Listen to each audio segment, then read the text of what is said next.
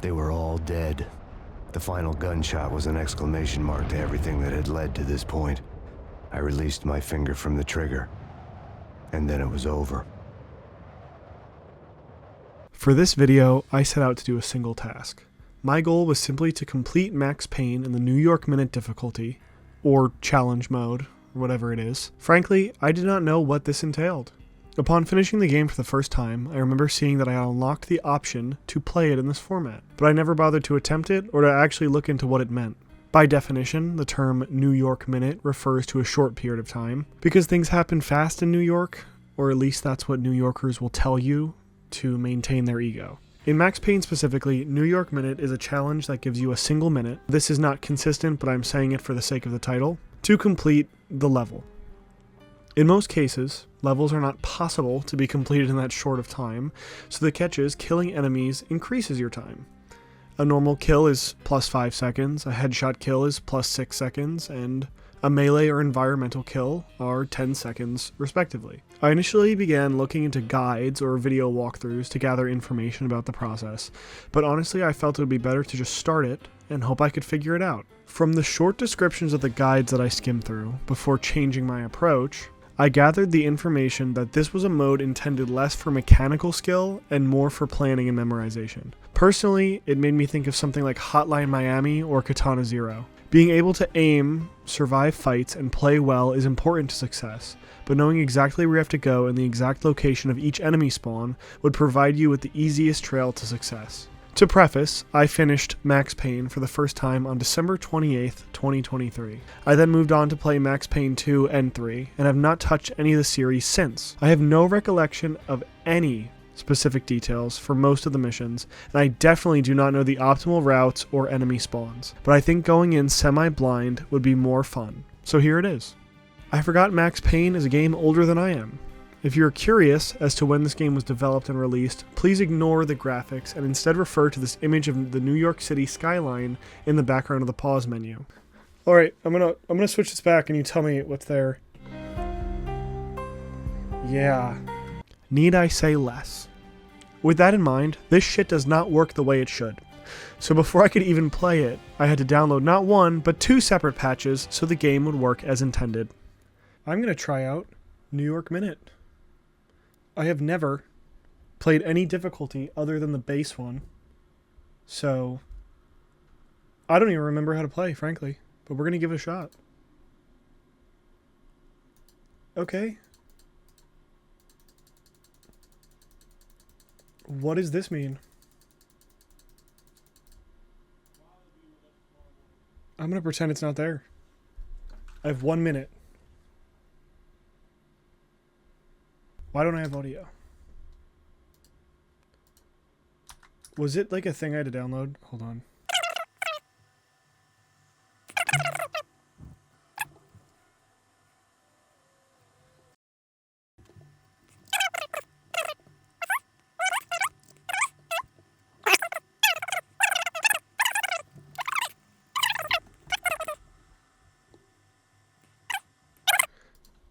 I had to download the fix all because I forgot I had to fix it all.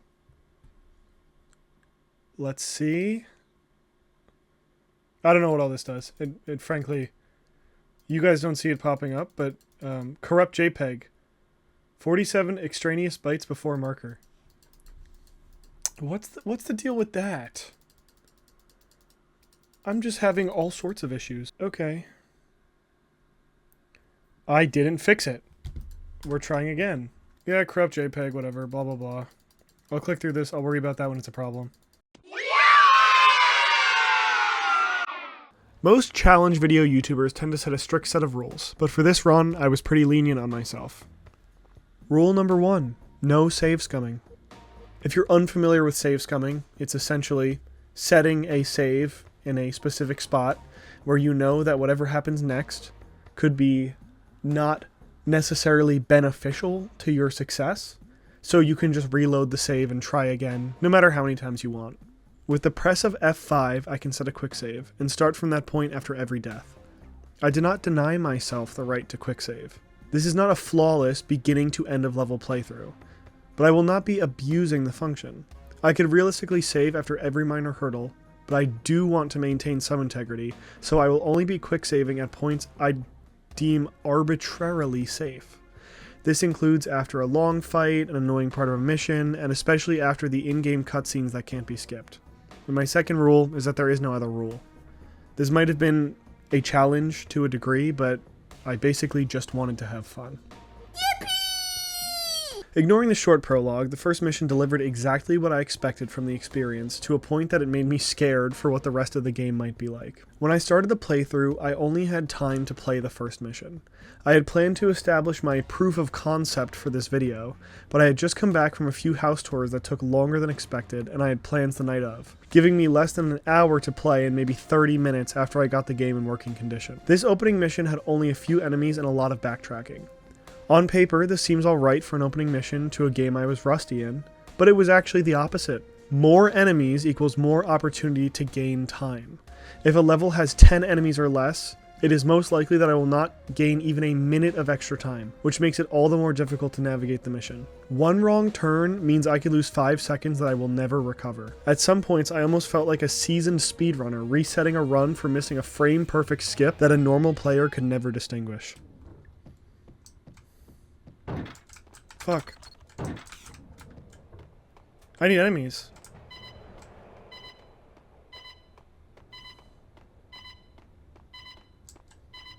What am I supposed to do?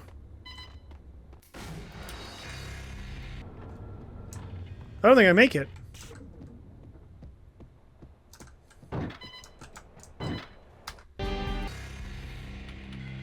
Frankly, I don't think that's the way I'm supposed to go. Open!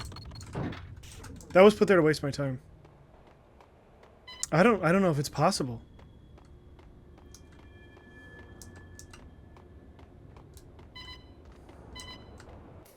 Especially if I get hit by a train.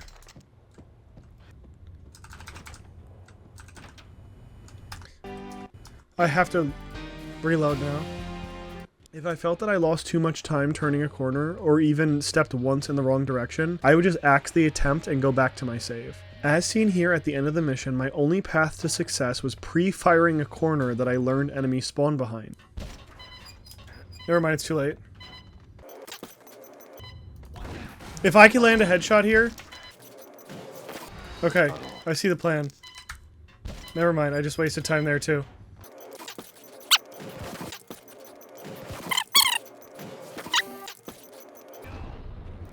Fuck, if I just shot. I think I got it that time. And after several attempts, I succeeded in getting a lucky kill with 0.007 seconds left before I would have died. This kill allowed me to get the level completed. We're back in the game, we're back in the game.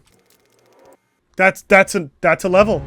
I had to leave after this, but I was curious to see how an optimal run of the mission would be, and since I had finished it myself, I decided to quickly look up a video. The video I watched finished with 1 minute and 19 seconds left on the clock. Obviously, they had an optimized route, but over 1 whole minute faster than me? How is that even possible? Something I would come to find out is that the answer lies in denying Max Payne of its gameplay identity. It's Payne! It's Payne! There he is! There he is! If you are unfamiliar with Max Payne as a franchise, the primary appeal to the gameplay is the unique bullet time mechanic. Bullet time has been done a million times across movies and games, but bullet time is essentially slowing down time to line up shots. In Max Payne, it is tied to a dive. It feels cool and looks cool, jumping through the air while clearing out half a dozen enemies with well-placed shots before they even get a chance to shoot back. But if you move into the settings, there's an option to trigger the slow motion without the dive. This was the key to a faster run. Diving was, in nature, a time waster. You had to land and get back up every time you needed slow motion.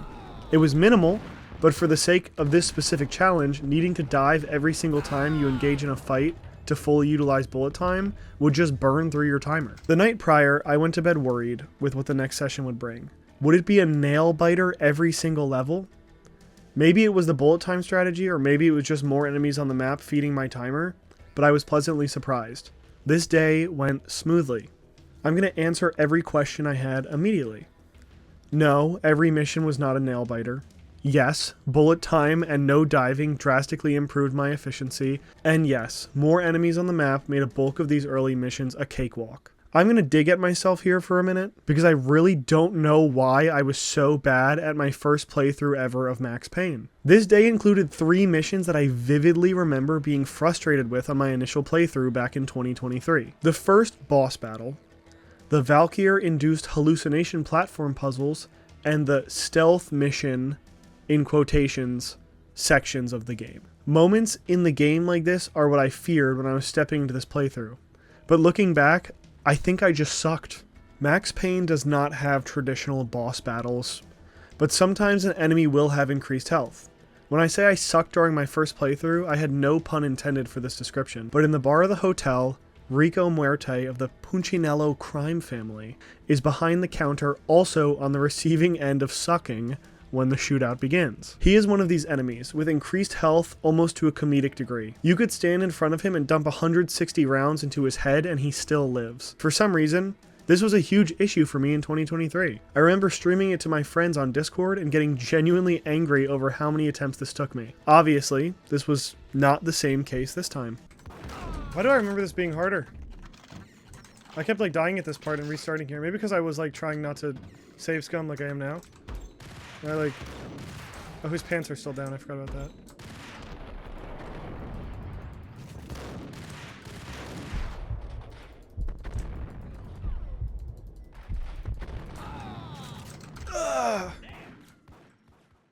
The hallucination platforming puzzle was something I dreaded from the start. If you're unfamiliar with the context, Max is spiked with the super drug, Valkyr, that caused his wife and son to be killed. This section is a grief-filled drug trip hallucination.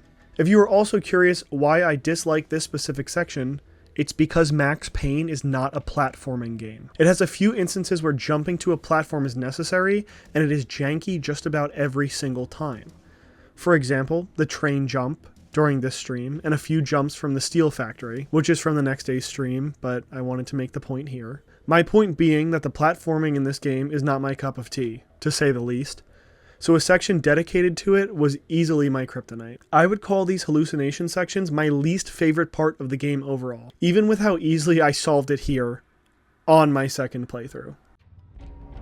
Okay, this is the spot that pissed me off. I really love to watch cartoons. Captain Baseball Bat Boy's my favorite. I would like slip off, so I didn't know where to go. I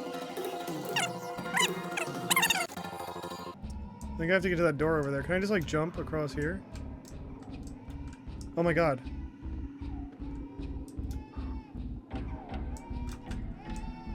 Guys.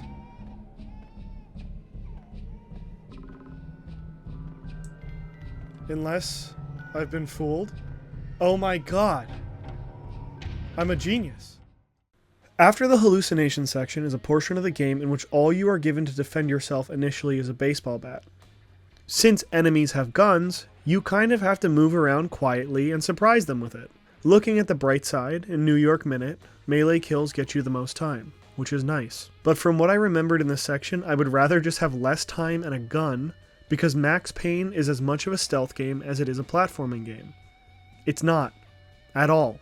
I am not going to deep dive into the game's programming to confirm this, because it is really not that serious. But as far as I'm aware, once an enemy is alerted of you, they know your exact location until they are killed. It is not uncommon in Max Payne to be shot milliseconds after clearing a corner, and sometimes enemies will shoot you prior to even turning around. This is fine, unless you have to be stealthy and have almost no way to fight back. This section tortured me when I first played. I did a lot of strategizing, like trying alternate routes, picking which enemy to kill first, determining which gun I should take to get the most efficient kill for the next enemy to see me, and did a lot of save scumming to achieve that, which I was specifically not doing in this playthrough. But once again, for some bizarre reason, that was just not the case for my second playthrough. Again, I'm not in the best position. I'm not going to save scum here. I feel like that's shitty.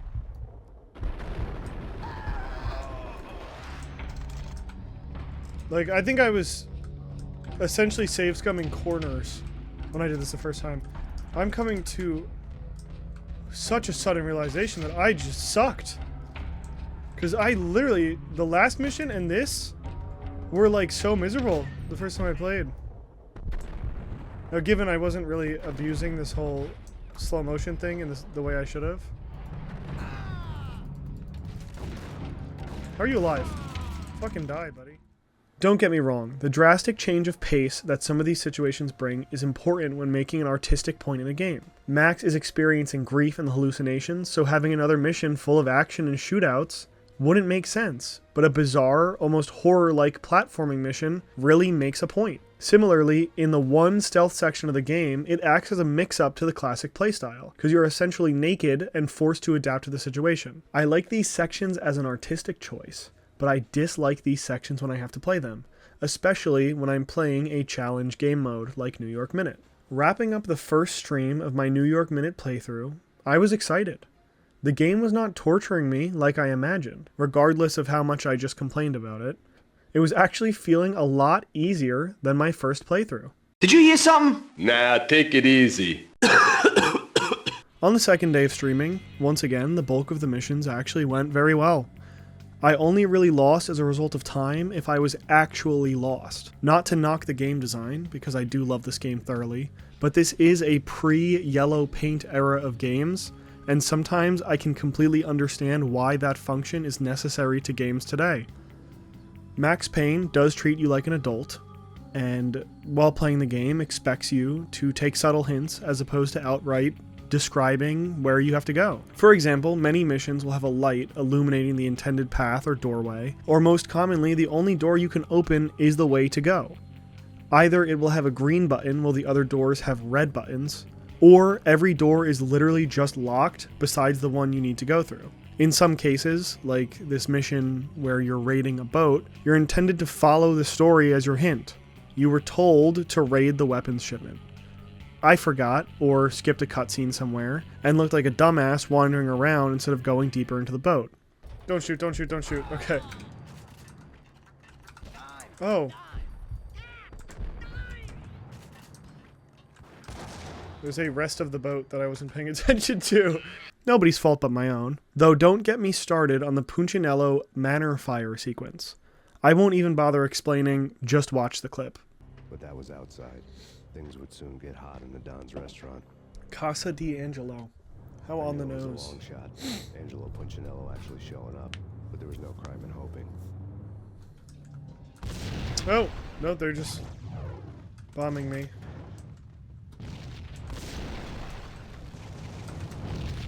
Oh, that's my own fault.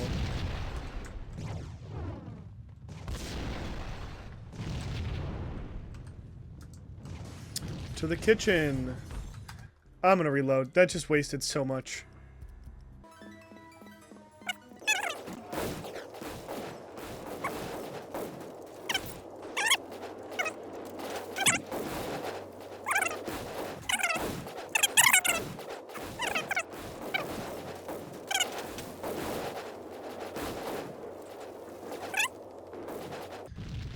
He's really this upset about me?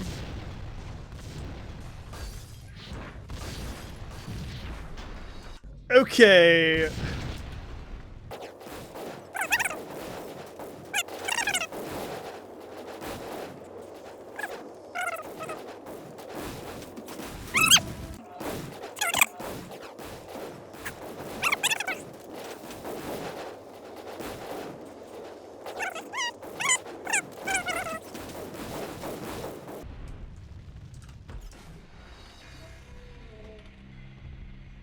Surely I'm missing something.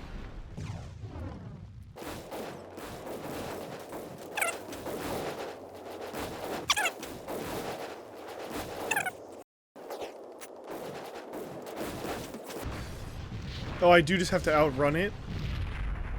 Oh, the fucking missile, damn it!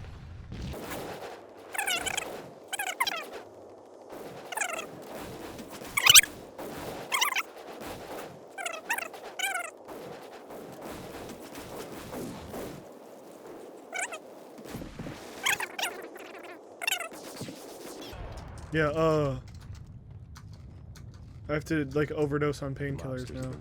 I do have a slight issue with unclear paths in older games, especially when I'm on a time crunch, specifically in New York Minute, but this isn't necessarily a review, so I won't indulge too much into my complaints. I can confidently say the whole "go where there isn't fire" message was clear enough. Maybe some timed events screwed me over, but let's not blame the game and pretend I wasn't playing half-assed and acting impatiently. Unfortunately, once again, my adult life outside of Max Payne took over, and I was unable to grind out the rest of the game in this sitting like I had initially intended. But I was very close to the end at this point, and I was confident I would be able to wrap it up the following evening after work. Oh yeah, I almost forgot. There is a second hallucination platforming section. Now don't get me wrong, I'm a patron of the arts. I enjoy artistic integrity. Having a section like this on paper that takes you out of the main line of gameplay for the sake of presenting a point of PTSD, trauma, his wife and child were killed, blah blah blah. It's cool. It makes its mark. The mark is that he's grieving. Fuck. I meant to land on that. But the fact that it sucks is where I draw the line.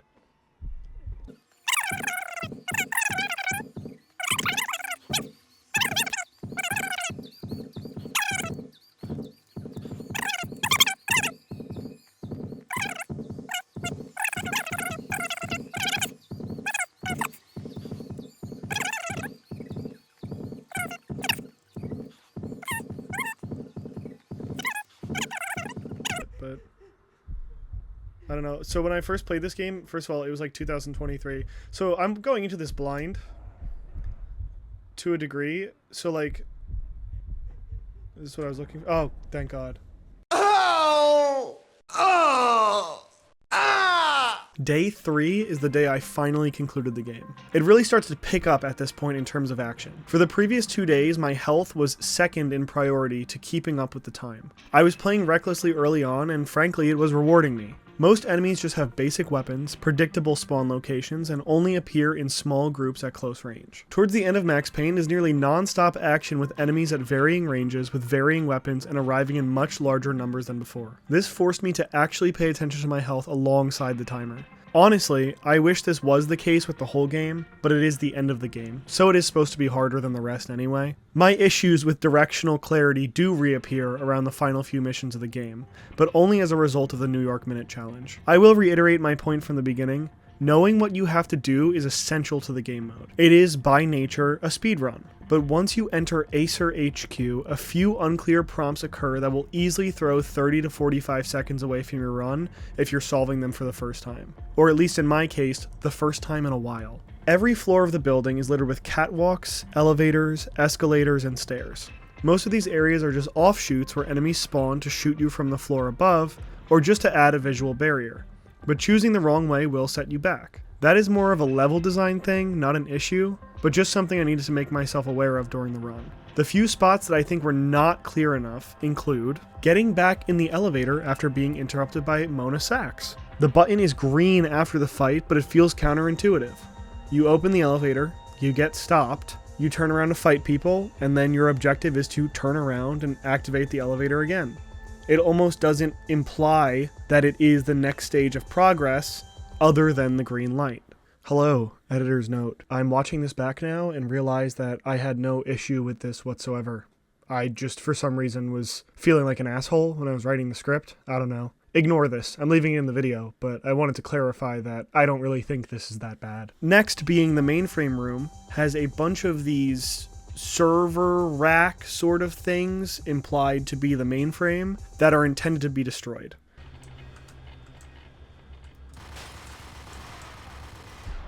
Yeah, bitch.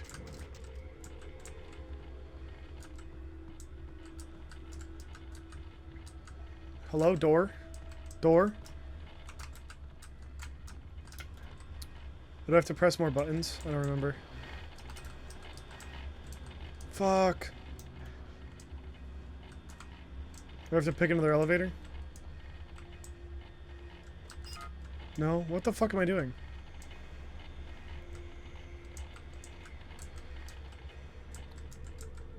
I'm in the mainframe. Is there a button I must press?